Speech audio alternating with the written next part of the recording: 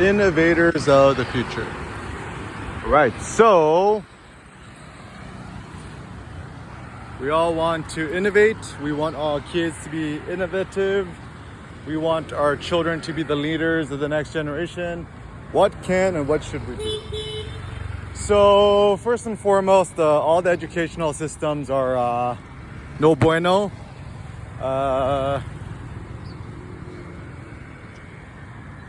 This is like global, right? All the systems are not good. Actually, currently my favorite system is the Waldorf Steiner model. Imagine like Montessori on steroids. It's like ultimate, like no screens, no technology. Just give the kids like water, sticks and stones, be in nature all day, climbing around. And actually, my personal take is, and this is adults too, right? All the advice I give to kids is the same as adults. The next generation of leaders, you're a leader or a follower. I'd rather be than a swallower, okay? You don't want to just like be the same, right? So, for example,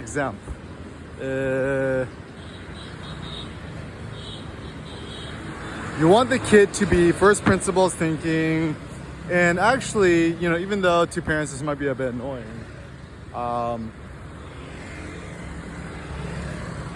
having your kid disobey, talk back is annoying, but it could be a virtue if you steer it correctly. Because once again, like, obviously you, the parent, should have authority. The difficult thing is, okay, when it comes to matters of like potential life or death or losing a leg, yes, be heavy-handed. With everything else, be like maximally tolerant, be flexible.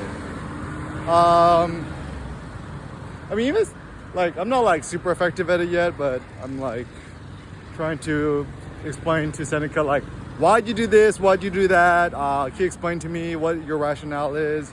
And if he makes a good argument, he tells the truth, I'll like succumb. Truth should be rewarded.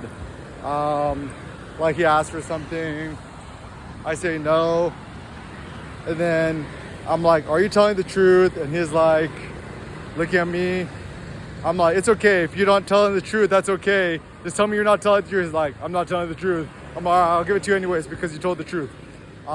So this kind of behavior is actually reinforced in a virtuous way.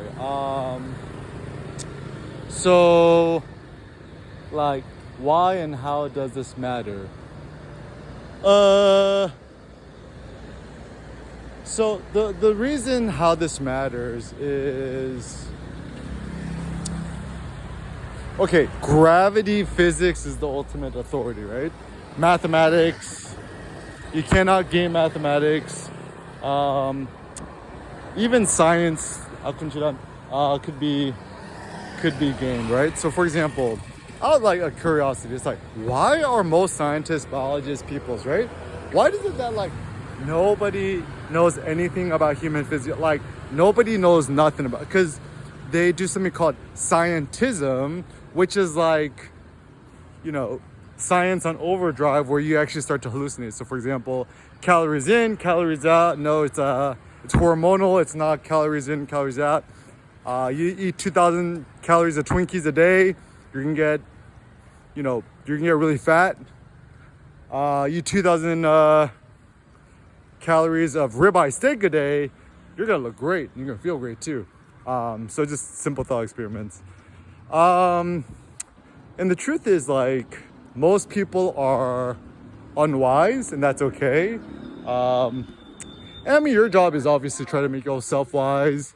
And then after that, ooh, this new place looks open. Yoshi. Shabu omakase sushi. Look good, okay? And your goal is to obviously, you want to enlighten yourself. And then after that,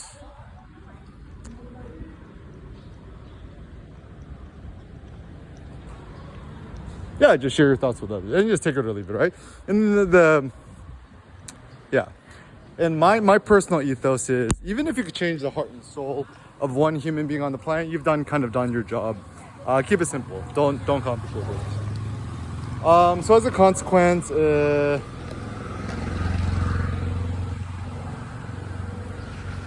what does it mean to think first principles, right? So the general idea is, like, you don't learn things from authority figures. You learn things from your own trial and errors, your own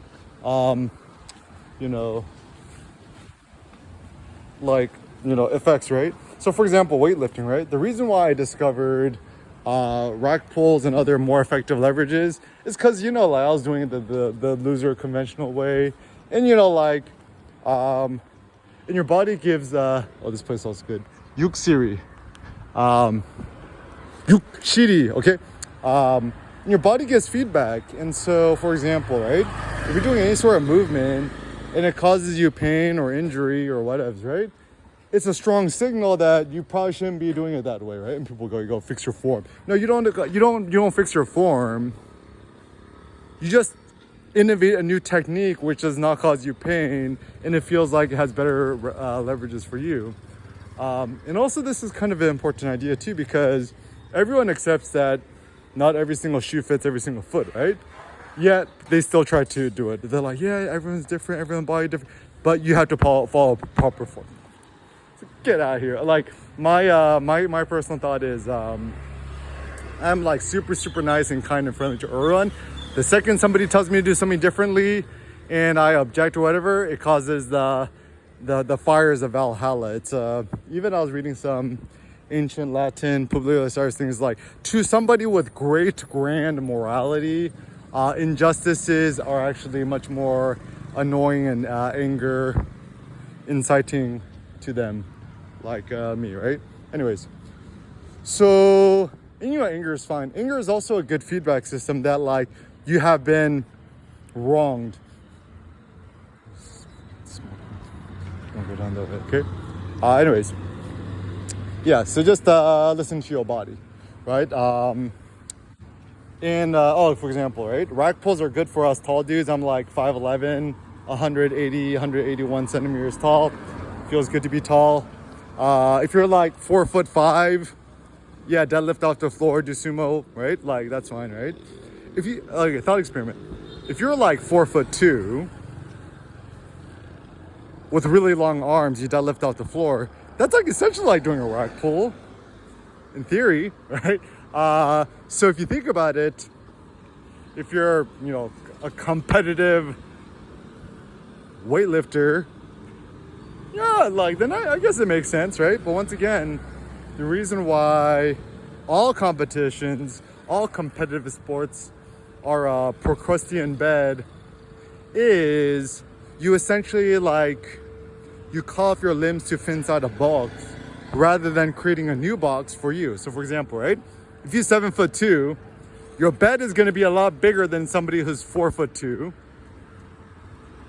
Same as your shoes, your car, your techniques, right? Also, the thing that's interesting too, men and women, we have different physiologies, right?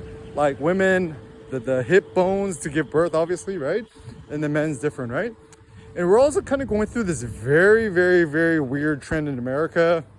I mean, I try not to get too much into it because it's no me gusta, but people are trying to say that sexual differences do not exist. I'm like, bruh, as long as you have a menstrual cycle or as long as you have balls or testes, it's going to be different. And, my thought is,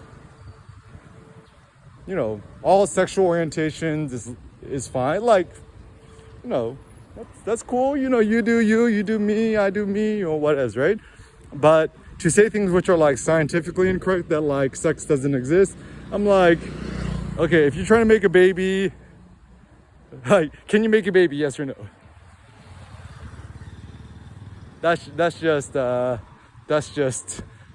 physics. So think physics. Anyways, so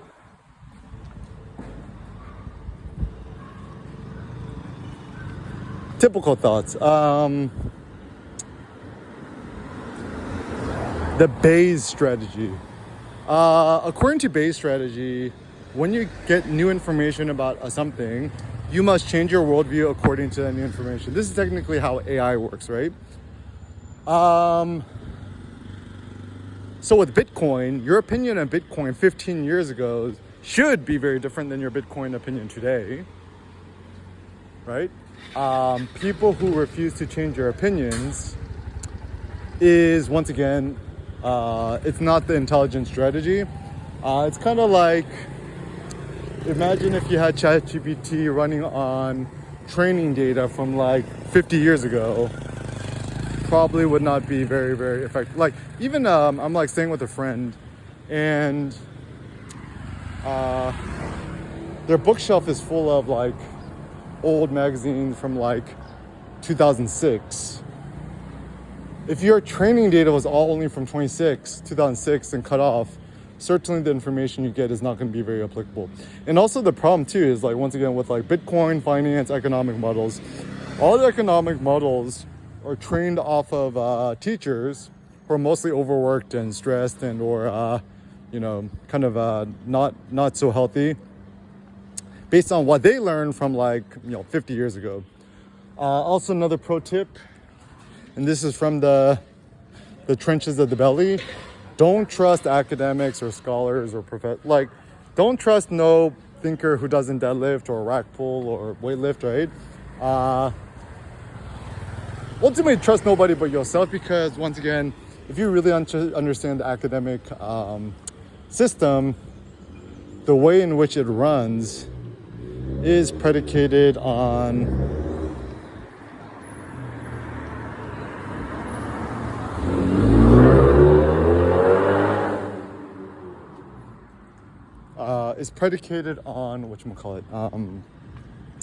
you got to teach like 5 trillion students, you're overworked, underpaid, you haven't slept for days, you're in the hospital because you're so stressed and overworked. Yeah, not good. And also, the reason you should not trust any like Harvard Business School professors, whatever, right? None of them have ever launched a successful company. Like, it's like having a 40-year-old virgin write a textbook on making babies without having ever done anything. The reason why you should also not trust CrossFit, always go to the source, go to the founder, right? Greg Glassman, the skinny fat loser, who's probably never lifted a barbell in his life, creates this worldwide concept, yet has never lifted a barbell. And like, I'm kind of good at this. I am very certain that Greg Glassman is a very intelligent fellow who scrubbed the whole internet. Anything or anyone mentions it, like even his Wikipedia page goes back to the CrossFit page. Like, it's very hard to find information about him on the internet, because I think the black hat SEO scrubbing,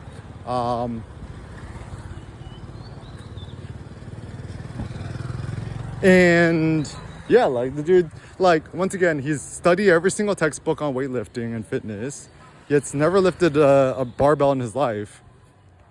Should you trust his methods about weightlifting? Probably not. Or, Kim, I done rack pulled 562 kilograms at around 73 kilogram body weight. That's 7.68x my body weight, close to 7.7. Sorry, 6. I kind of forget the multiples now. 6.78. Anyways, big number. That's like 1,200, 1,300. I lose count. I'm just like keeping tracking kilograms now because numbers are easier. Yeah. Like, I mean, people are like, oh, it's true. I'm like, just try it out. Like, go to the gym, right? You'll be fine. I mean, most commercial gyms in the States use hammer strength. It's like rated to at least like 10,000 pounds. You'll be fine. Grab any barbell, like powerlifting bar, like these things are rated for at least 5,000 pounds. You'll be fine. You'll break the barbell. It's like, bro, that barbell costs like $20 to make in like China. Like, it's fine. And then the sneaky trick about gyms in America, all this stuff is produced in China. Yeah, besides maybe hammer strength stuff. I think it's made in the States. And yeah, the reason why, what is, right? People watching too many weird stuff on TikTok or YouTubes or Instagrams. Yeah, don't be a dummy. Just try it out for yourself. And honestly, at this point, everyone's just kind of scared. The reason why people wouldn't try it is because they're scared that they're either going to fail and look foolish, they're going to feel bad about themselves, or fearful that they're going to break something. It's fine. Just breaks, just pay for it, or just buy it yourself. Like Titan Fitness, just try it yourself. I mean, you think about it, right? If we are a real scientist innovator, you have to experiment. Like you break stuff, that's okay. Even Mark Zuckerberg, right? Like move fast, break stuff, it's okay. Breaking stuff is okay, as long as there's no super insanely critical damage. As long as money can fix the issue, you're gonna be fine.